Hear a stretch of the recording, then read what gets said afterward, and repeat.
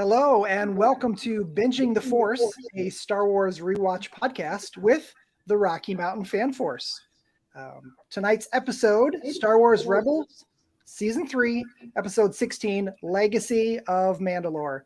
A very dialogue-heavy episode. It's got some good action coming up. But before we get into the episode, let me introduce our round table of hosts tonight. Somewhere. Okay, there we go. My name's Dale. Over here we've got Jonathan. Hello, I'm Jonathan, the aforementioned Jonathan. Also joining us tonight, our featured guest, Corey. Part Wookiee. And as always, producer guy, Michael. Also known as Michael. All right. In lieu of a big discussion garnered around this episode tonight, we do have some sweet Star Wars local news here. Very, very much in tune with the Rocky Mountain Fan Force.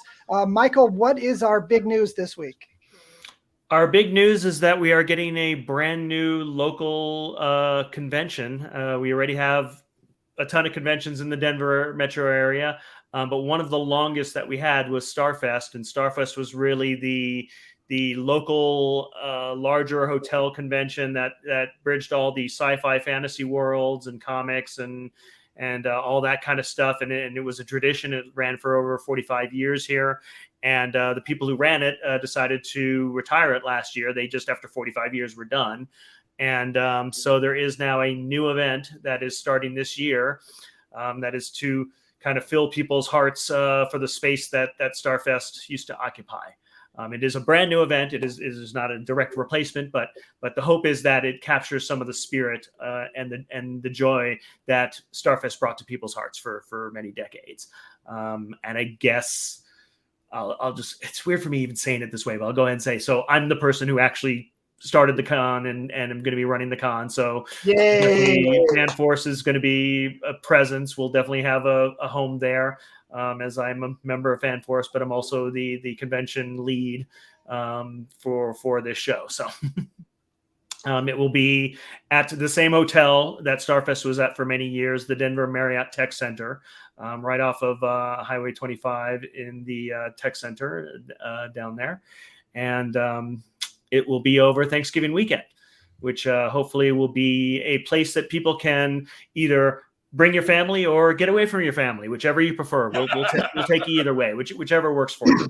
You know, you'll still have Thanksgiving on Thursday. Shopping. Yeah, you'll still have Thanksgiving on Thursday, and then we want you to come in on Friday and, you know, hit all the local dealers, and you can get your Black Friday shopping done with local people. You can get your Small Business Saturday done with local dealers on Saturday. Get a jump on the holiday shopping for the geek in your life. And do all the usual fun stuff at a con. You know, there will be panels, there will be events, there will be gaming, there will be evening activities, there will be tons of people in costume, there will be a cosplay event.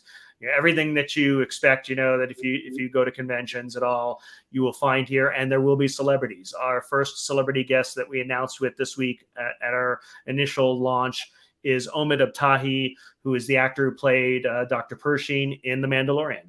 He also was in the last Hunger Games movie. He's actually done quite a bit of good fun fandom stuff, but our audience here is going to know him from The Mandalorian, definitely. So that's our first guest, but it's the first of many. We will be announcing many celebrity guests over the next couple months. So. Very cool. And I don't know if you said it, but there's a name to this convention. Oh, you're right. I did. Horrible marketing.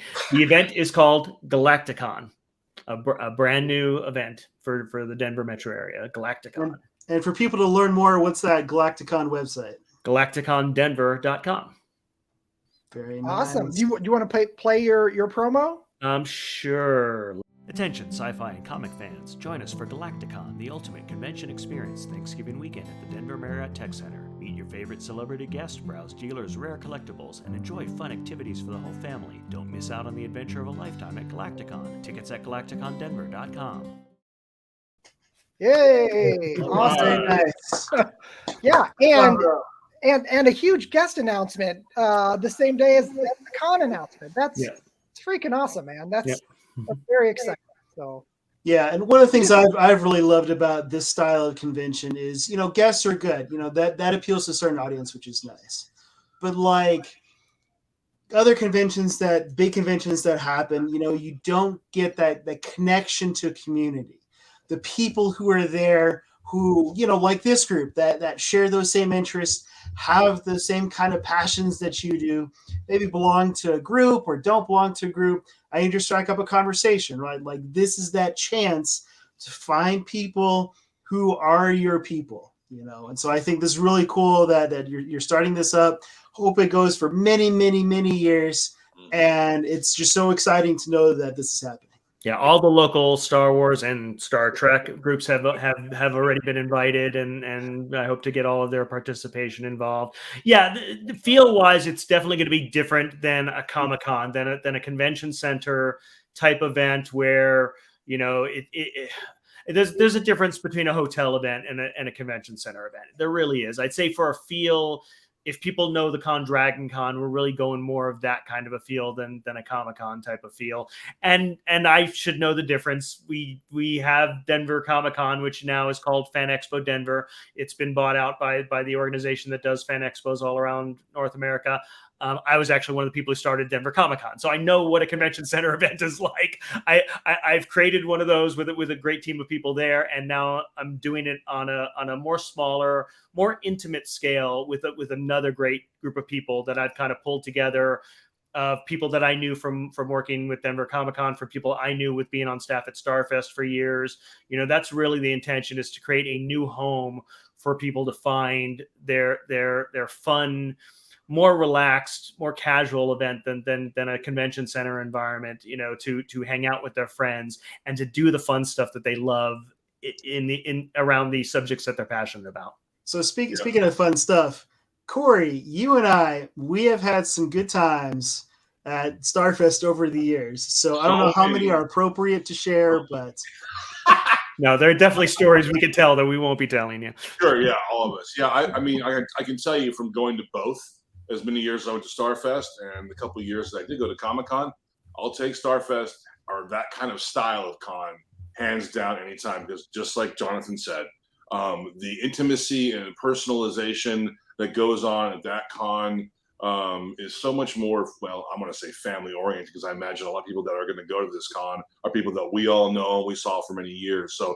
you've transported that, using a Star Trek term, you've transported that energy from one convention to a new one, and I think it's just going to help hit the ground running, because you've got the energy already flowing, Michael. So my hats off to you for taking on this incredible journey, but also how exciting for Denver to have that gathering again, the gathering again. So, yeah, she's a Highlander term. Look, it's all over the board. Yeah, and that's the thing. Anybody who and you can't just love one thing. You love everything. I mean, especially us. I know you guys will have to know that there's so many genres that are there and are present, and they need to be represented, and it will be, and it'll just be amazing. So, right on. Awesome. Rebooting the local con with lots of franchises, but first and foremost, Star Wars. So that's what we're here to talk about tonight. Released, right? Don't we have some Star Wars to talk about? Absolutely. As well. So this episode, it's got a lot of the lineage of Star Wars. It's not about the Skywalkers and the Hutts and the Fets, families you hear about more often. This is concerning the Wrens and Gar Saxon and Fen Rao, and that lovable crew. So when we left off last week, Sabine, she's got the Darksaber, and now she knows how to use it somewhat. She's done some training with Kanan. That's kind of where our story jumps off. So, and we've heard about her family, but we've never really met them. And there's been that kind of confusion about what's a clan versus what's a family. We know that her family were allied with the Vizslas and those people, but they're not the same family as the Vizslas. They're the Wrens, which is its own distinct and honorable family and house within Mandalore. Right.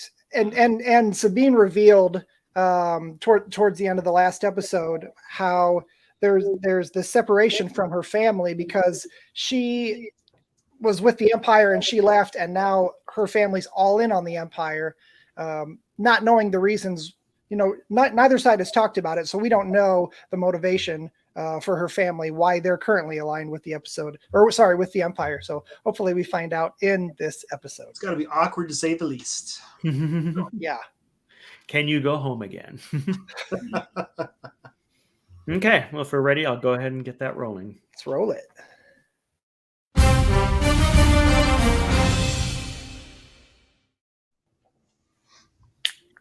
All right. Do we have traveling to a planet? We've never seen a ship traveling to a planet before. Well, and it's interesting too because that's Mandalore, right? And they're entering the atmosphere. It's very musty and cloudy, just like it was in the Mandalorian series. So I love the continuity that continues to happen with just Mandalorian culture in general. I mean, yes, we're weaving in and out of characters.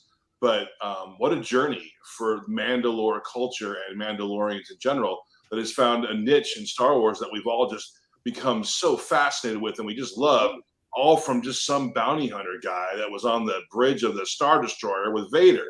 And it's love how things unfold from just one appearance. Pretty amazing stuff. I mean, but does it unfold? See, I like Boba Fett. I like Jango Fett. Sure. But like the whole Mandalore as Game of Thrones, I don't know. It takes me a while to get on board with it because, I don't know. Maybe it's just the way that you have to picture a warrior society with like houses and clans and families and fighting and, this Excalibur Darksaber type weapon thing, and loyalty. But it's just knights in armor. Knights, right? Exactly.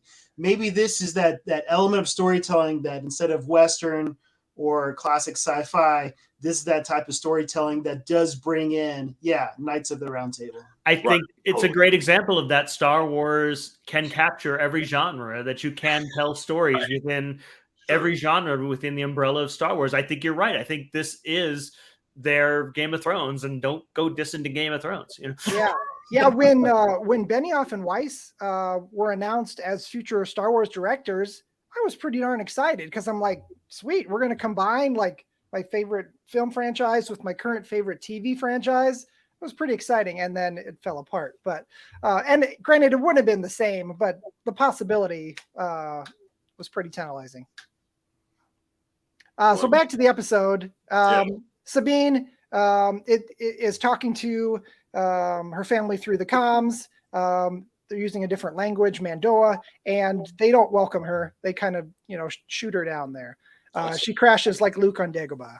That was definitely not a welcoming committee. Just less swamp, more snow. Committee. Yeah. I mean, she kind of knew what to expect here. Right? She knew she wouldn't be welcomed with open arms, so it can't be that much of a surprise. Right. No, I'll have to excuse my naivety here, but like, did they know she's carrying the Darksaber? No. Her family? Yeah. Well, no, these guys, right? Oh, these guys, yeah. No, it's really just the crew of the Ghost. Ghost crew, yeah. Those people right there that know she. They just don't like the Wrens, period. That's what it comes down to. Well, classic look at that. That's amazing. Yeah, what a classic look for the Mandalorian. Yeah, like the prototype Boba Fett. Prototype Boba Fett, yep. I think this is about the first time we see so many Mandalorians with like very uniform armor. Usually everyone just does their own thing, and these guys are all, somewhat, it's a uniform, and they're united here. Well, and there's definitely it's a mix between Stormtrooper armor and Mandalorian armor because they're representing the Empire. Right. I was going to say maybe that uniformity does come from that Empire influence. Yeah, I think there was a memo that came down from middle management to say, hey, you guys can wear the Mandalorian armor, but we have some modifications for you. Right. If our logo is going on your shoulder pauldron, then there's some standards. Right. We have some design guidelines. So it looks like this is somebody that she has known from her childhood, in a different family, is my guess. It's her brother. Actually, her brother, yeah. Her birth brother. Yep. This is her birth brother. Oh, wow. Yes. Okay. Yeah, so he's with them. He's with the Mando troopers basically, and so that's the first kind of conflict right there. Is how do you wear? And she just asked, how do you wear their armor? Because it's their armor. Yeah. It's always complicated. Mandalorians, Jedi, Empire. I love that no one, and it's pardon the pun, but no one looks weird. No one looks differently at Kanan's kind of Daredevil-esque, eye covering that, he's literally wearing a helmet that covers his eyes. No one seems to think twice about that or think that that's weird or strange at all, that he's got his eyes covered up. Right. Well, they all have masks on. So. Yeah, but all those masks have eyes. Yeah. He has eyes drawn on an opaque helmet. Yeah. They just think it's a style choice, I guess. I don't know. Oh, wow. Speaking of style choices, their mansion here is in Frank Lloyd Wright style, the glass house. I was going to say, if I win the lottery, I'm going to have that stronghold made. It looks pretty awesome. So Sabine kind of now sees her mom and says, "Hey, look what I got, Mom. you kind of need to not treat me like your little kid right now." Yeah, I am wielding the Darksaber.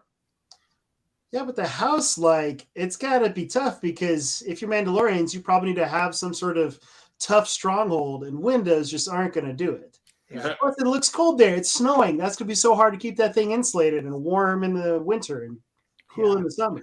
People in glass houses shouldn't throw thermal detonators. Right.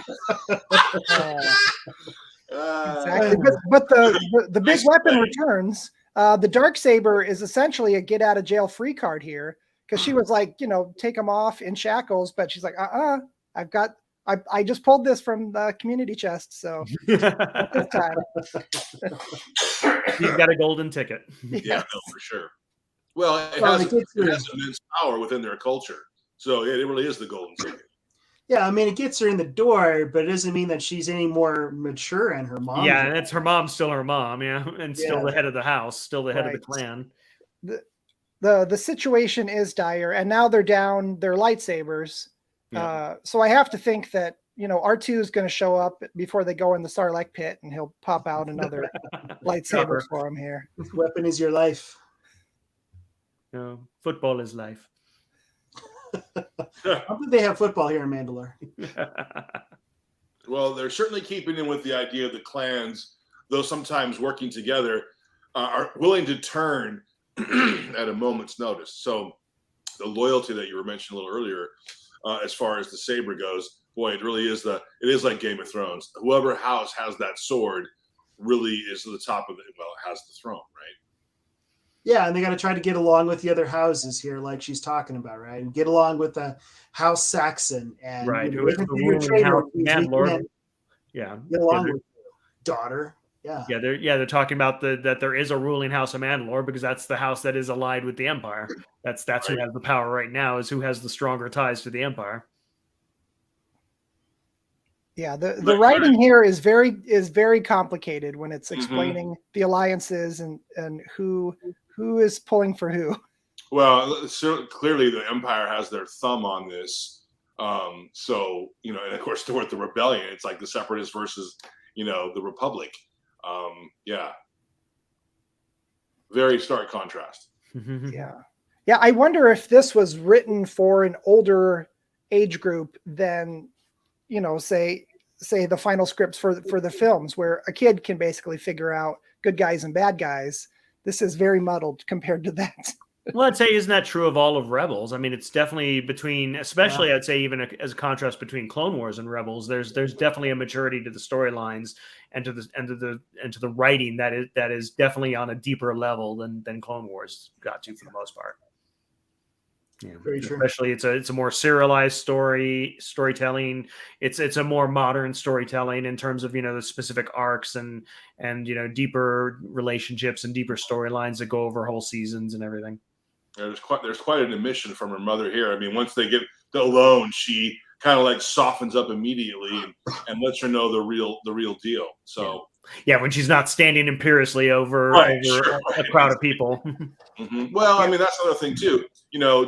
Jonathan mentioned Jango Fett and Boba Fett. Yeah, interesting characters, not like the Wren family. They're very different.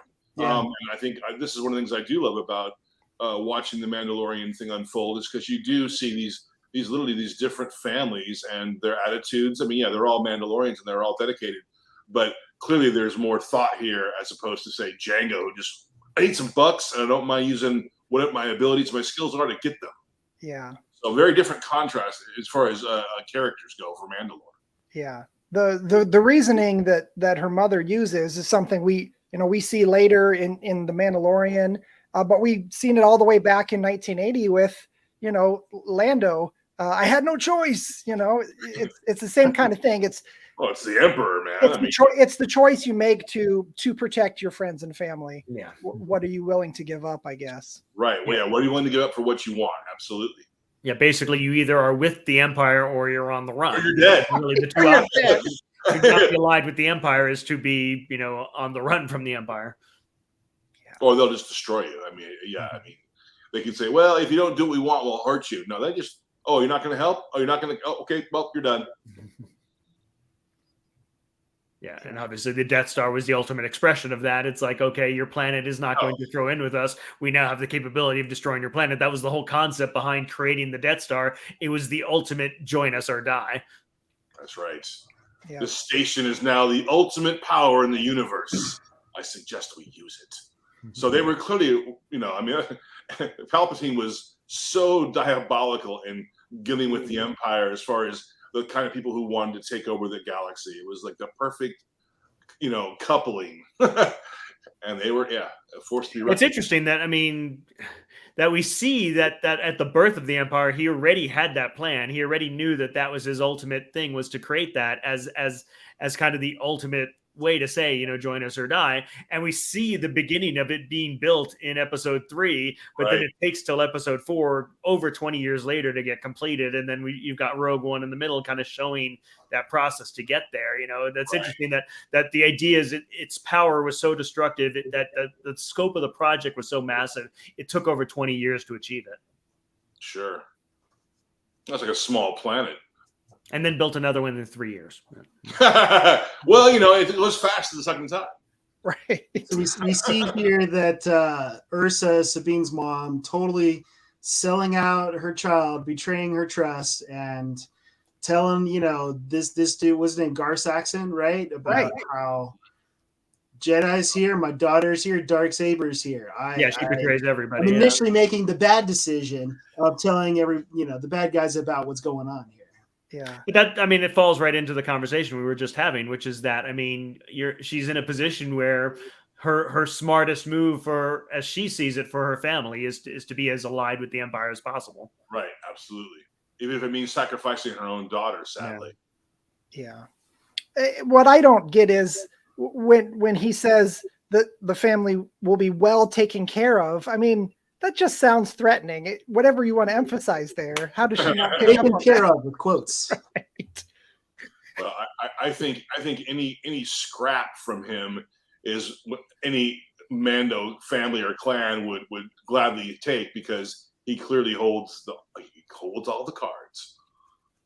Yeah, and Ezra is kind of running his mouth here, but also it gives Ursa some vital information that Sabine already went head to head with Gar Saxon, and it didn't end well. It's weird that Gar Saxon wouldn't have brought that up to her, but information is power. He's not going to tell her that. Mm-hmm. Doesn't want her siding with her daughter all of a sudden. Right. She's not in a place to be able to make that decision right now, though, mentally. Yeah, and Tristan is another one too, who he's kind of loyal to Gar Saxon, loyal to the Empire. He's not, from what we can tell, he's not being loyal to his family right now. It's the Empire versus his house. Yeah. Well, his loyalties are definitely divided. Does he support the Empire? Does he support his house? His hope is that the two are, if the two have the same goal, then that's definitely helpful to him. But there's definitely some division there. And that's part of the conflict of this episode, right? Is your loyalty to your family, no matter what they've done, like they believe Sabine has, betrayed them, they've lost face because she left, and other clans have turned against them, or is your loyalty to this galaxy-wide government that could crush you in an instant, right? So, as part of her Sabine's family with this rebellion, that's a decision that she's made. That's her family. And she wants to come back to this Mandalorian family and try to have some balance, some syncopation between the two. And as we can see, it ain't working out. Well, I think for Sabine, I think she's choosing a third option, which is she's for Mandalore as an overall thing. I mean, she's choosing, what she sees as the best for Mandalore, which is not the Empire. And if her family are allied with the Empire, then it's not her family. That she's feeling like she's making the best choice for the overall well-being of all of Mandalore, which is what you would want the leader of Mandalore to be prizing above all else. Mm-hmm. Have we ever seen all of Mandalore united? Like in No. Clone Wars, all the episodes we've been watching, right? Clone Wars, yeah, Rebels, Mandalorian, like you've never seen united Mandalorians. And that's been a recurring theme. I mean, they've actually talked about that, of saying that that's their history. Their history has been that it is a history of inter rivalry, that there has not really been a united Mandalore. Yeah. Maybe it's just a goal. It's a goal that they know they'll never reach, but they at least strive for it. Right. It's just a thing of infighting and who's going to rule the planet or that system.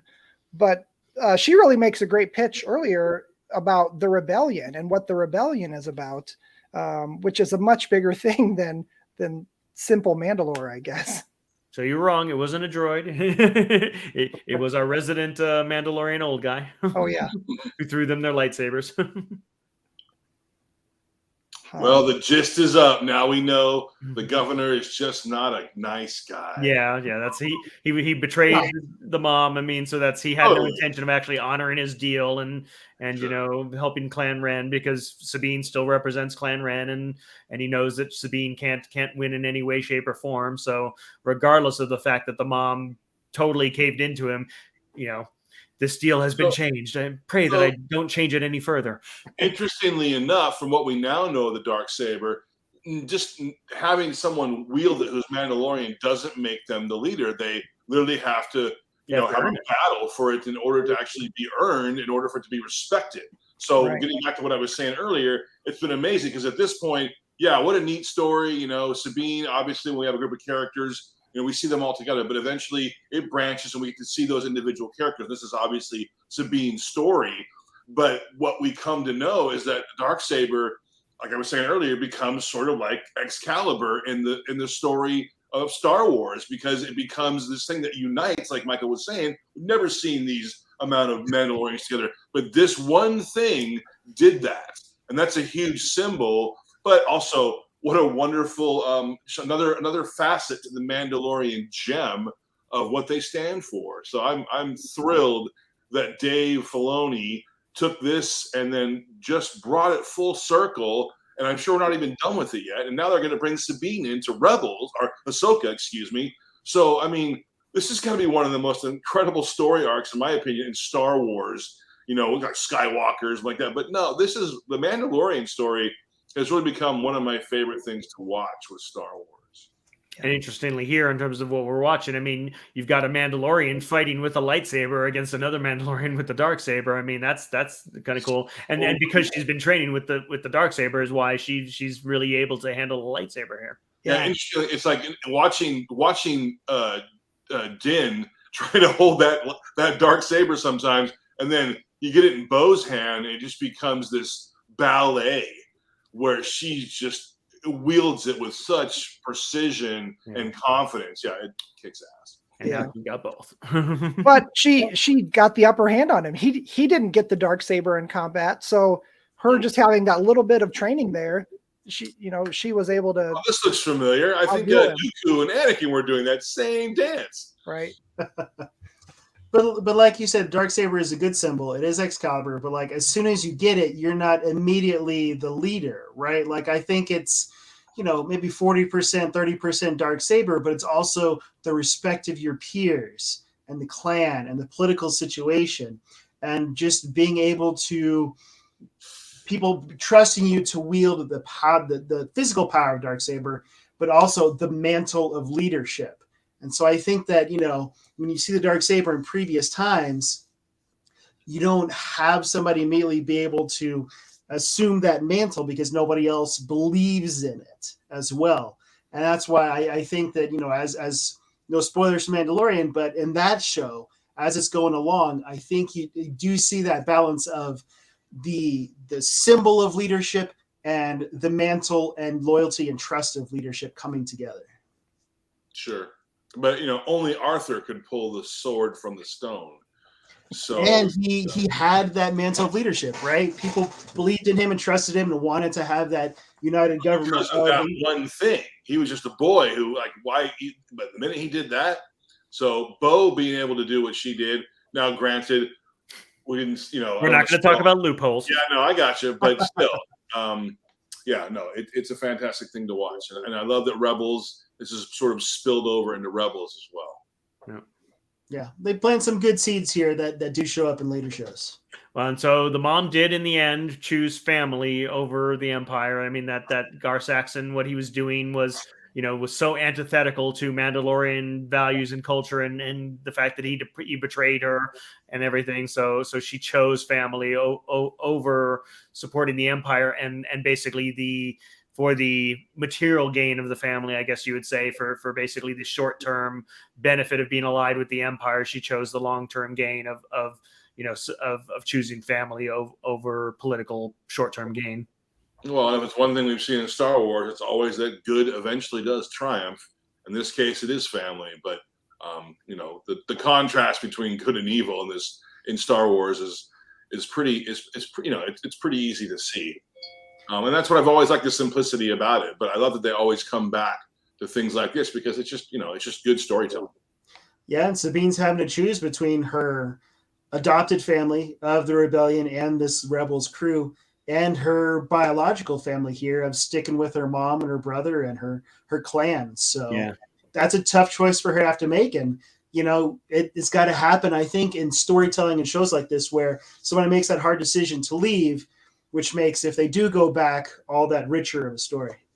Yeah, I think it helps that the mother, did save her back there in her fight, because otherwise, if she was still a prisoner or whatever, I don't think she would have made that decision. But they would have just decided, well, we failed. They're not going to join us in the rebellion. But now she's like, well, you don't need me in the rebellion right now. I'm going to stay with my family the rest of this season, which she literally does. So, and our cliffhanger ending there in the dialogue was her being told, well, you're staying and you're going to help us, and so that means you're going to step up and be the leader. And her last words were, well, I still don't think I'm the leader, but I'm going to find someone who is.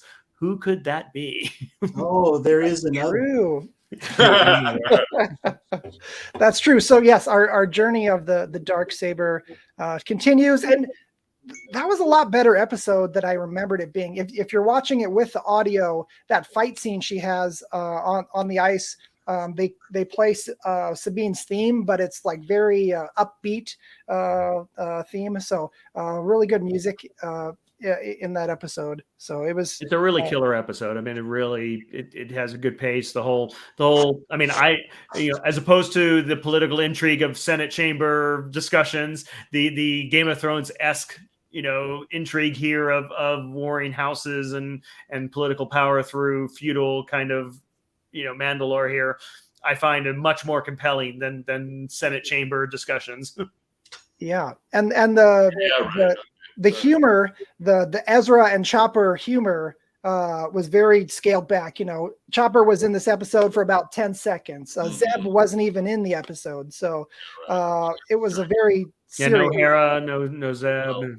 Not necessary. Definitely different. I mean, it was definitely Sabine's episode for sure. It was, and Kanan and Ezra were just supporting characters this time, and not really sharing the limelight, if you will, as they so typically do in each one. And yes, Chopper is always a missed member in every episode because he's again. I will say Chopper is George Carlin if he was a droid. Nice, I like that. Yeah, totally. So funnier than R2. I mean, as good as R2, probably not as good as R2, but boy, I just love that attitude. Are there 7 beeps that you can't play on Rebels? Yeah. I bet there probably is with Chopper. Well, when those Mandos first landed on the ship and he's just like, I give up. But it was a much longer piece of dialogue from Chopper there that I'm sure there were some expletives. We just didn't know what they were beeping You at. just wanted to see him. Yeah. Right. That's fun. Very cool. All right. So the next part of the story, we are not ready to go back into live action. We need to see what the heck happens with that Darksaber. So next week, we got a double episode, season 4, episode 1, Heroes of Mandalore. Is that what it's called? Okay. Heroes of Mandalore, part That's 1 right. and 2. Yeah. So a very awesome episode that kicks off the final season of Rebels, and it's one that we just couldn't wait. So we've got to catch it next week. Very and excited. then we'll jump back into live action after that. So we're binging the Darksaber is what we're doing. Binging the Darksaber. Change the title. Very cool. Yeah, All right, guys. We'll wrap any up and final thoughts? culminate some of the storylines that we've been following for the last couple of weeks or so. Sorry, go ahead, Dale. I was going to say, do you guys have any final thoughts on this or what's next? Actually, I was just going to say real quick. Knowing that Dave is so involved in Ahsoka, I look forward to seeing the rest of Sabine's story, and I have no doubt that some of the things that we're watching now will be reflective in her character in that show. So, not seeing Rebels is almost a sin to watch this character develop in a live action way. So I look forward to that immensely. Yeah, I'm sure there'll be like YouTube videos of like everything you need to know going into the Ahsoka show, right? You would almost need it though. Yeah. You honestly would. Because there's a lot that, or, those videos can also be binging the Force episodes right here, right? And then, going into like the still on the books Dave Filoni movie that wraps up everything in, the Dave Filoni verse. I know you'll believe it when you see it. I'll believe it when I see it. Sure, but I mean, if anybody's going to pull it off well, it'd be Dave. Yeah, and I trust in Dave. Believe in the Filoni. And then, you'll definitely need a longer video to wrap up and understand everything going into that movie, I'm sure. So. Oh, well, yeah, totally. Yeah. But it's been fun to watch these. Honestly, I haven't seen these since they came out, and what was it, 2017 at least, and when these episodes were coming out. And I think they still stand up. It's a different part of the Star Wars menu for sure than like the movies and sequel trilogy, and so. But it doesn't quite have that prequel flavor, which I think, at this time maybe was, not something that was really mentioned among fandom as well. People were really into, Force Awakens, where the sequel trilogy was going. And so this was the Star Wars TV at the time that was complementary to what was happening in the movies. But there wasn't a ton of Star Wars like there is now on the large screen or small screen. And so, this is what you had if you wanted your weekly dose of Star Wars. And it's lots of different flavors. You've got action parts, you've got Jedi, you've got Rebellion, and you've got Mandalore. You've got intrigue, you've got family dynamics, you've got, power plays and politics. And so, there's definitely a lot that you can dive into in Star Wars. And so I appreciate that we're covering this. And definitely to provide that larger context for people who may just go into the Mandalorian and seeing, oh, cute, Mandalorian and Grogu. But it's like the elements that they're bringing into Mandalorian in the upcoming season 2 we're going to binge. This background gives a lot more good context to everything that's happening in the history of this culture and these people. Mm-hmm. And these characters who we barely just get a glimpse of in Garth Saxon and Ursa Wren, when Dave Filoni got the chance to go back and say what was missing from Clone Wars, and they finally made season 7 of Clone Wars, they throw those characters, albeit briefly, into that final storyline at the end of Clone Wars. So it is important. This is a big episode for Clone Wars and for Mandalorian and that whole Filoni verse. So, I mean, it was all new to me because these were things that I hadn't watched. I didn't think about it because we haven't really talked about it since we've been doing Rebels. But Rebels ran on Disney XD, which was a cable channel that I didn't have because I haven't had cable for, 20 years now. So I mean, it wasn't something that I even had the option of watching as far as Star Wars coming out. And so now, with Disney Plus, now that all of that's available, you're now able to binge Star Wars, and really, watch all of these things that weren't really out there unless you had cable, Right. Actually, I ended up actually purchasing the episodes on Prime.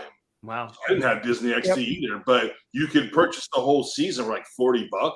And I was like, well, man, there's no way I'm not watching this. So yeah, I laid down the $40. But it hadn't even occurred to me why, like, as we got into this, I'm like, okay, why did I miss all of this? Why is all of, especially Rebels, coming as a brand new thing to me? And I realized it's because I didn't have cable. So it's not something I even had the option to just flip around and say, oh yeah, there is new Star Wars out there. I would probably watch it if I had the chance, and I didn't have the chance. So I love that we're now, thank you, Dale, for picking these episodes and kind of, directing me towards, okay, what's some of the highlights of Rebels to really get a flavor of that show and really kind of capture some of the essence of it. And I've been loving what I've seen. Like I found this episode and what we're going to do next week particularly compelling. So it's good to compare and contrast too, right? Like the atmosphere, the pacing, the tone of the shows go from Mandalore to Clone Wars to Rebels, then back to Mandalore. Yeah, for sure.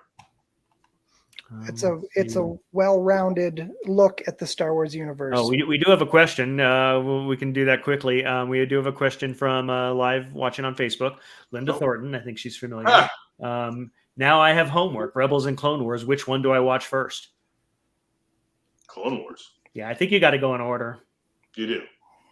Because there's elements. Although we're talking about 7 seasons of Clone Wars. Right, to get true. To 4 seasons there's of elements of That's Rebels. the thing is, I'm actually fine with the fact that I'm skipping around. I've never watched both in order. I've kind of skipped around both series, and some of it would probably make more sense to me if I'd watched the whole thing from beginning to end. Mm-hmm. But I still feel like I'm getting, enough of each series to really capture the flavor. But there's some of it that I definitely would love to go back and really fill in some of the gaps that I've gotten at.